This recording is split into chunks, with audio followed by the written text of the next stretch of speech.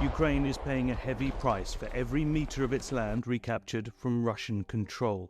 The counteroffensive, which began in June 2023, has so far failed to deliver Putin's forces a knockout blow. There was a lot of hope for the counteroffensive. I think by all accounts, it's fair to say that it hasn't gone entirely to plan. Can new weapons tip the balance in Ukraine's favour in the months to come, or will Putin's war of attrition grind on indefinitely? The long wait for Ukraine's counteroffensive in the south and east gave Russia time to dig in, and hopes that modern tanks would bring about a swift advance never materialized.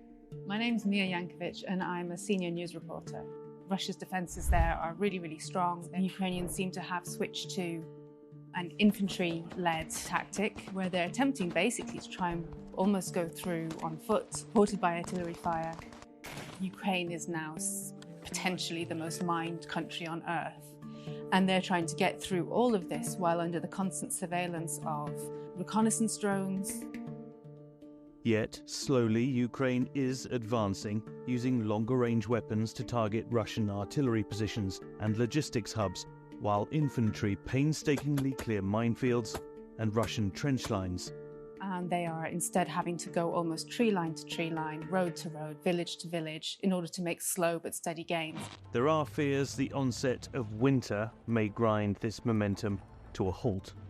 Classically, winter tends to slow down warfare. The ground is either impassable because it's too wet and it's muddy, or it's frozen over and it's hard to dig trenches, and typically things slow down at that point. Cutting-edge weaponry has helped Ukraine in recent months, and there's the prospect of more on the way.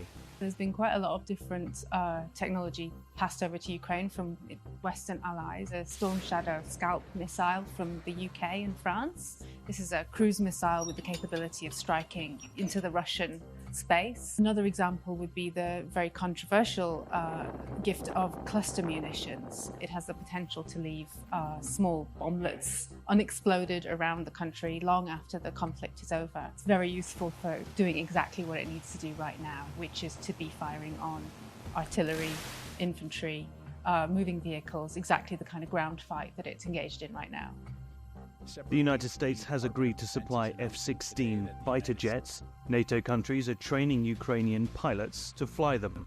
It's not as simple as just giving Ukraine F-16s, unfortunately, but there's a really long lead time getting things like F-16s and then being able to use them. And in truth, they're probably not relevant to this counteroffensive at this point. Both sides are locked in an arms race to produce enough ammunition and drones, as well as train enough soldiers to tip the balance in their favour. There's no silver bullet for the landscape of this war. As one analyst told me, there is no single weapon that can win a war. Western allies have promised unwavering support for Ukraine, but a change in American politics could jeopardise that. We know that Zelensky and Biden have a great relationship, and I don't think the resolve is wavering in any sense in the White House right now. If the composition of the House changes towards the more right-leaning factors within the Republican Party, you have this potential for the US to be sending over much less military support to Ukraine.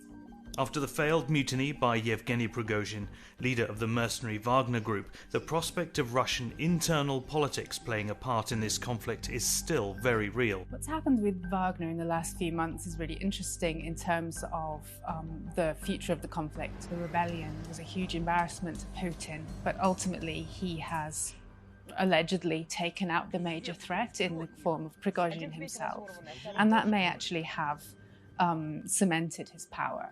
No one can know what's in Putin's mind, but what he may be hoping for at this point, with the kind of slow attritional warfare that we're undergoing, would be to simply wear down the Ukrainian troops by defending what he already has, essentially trying to buy time in order to keep Ukrainian forces just coming at him until they've spent their abilities to fight.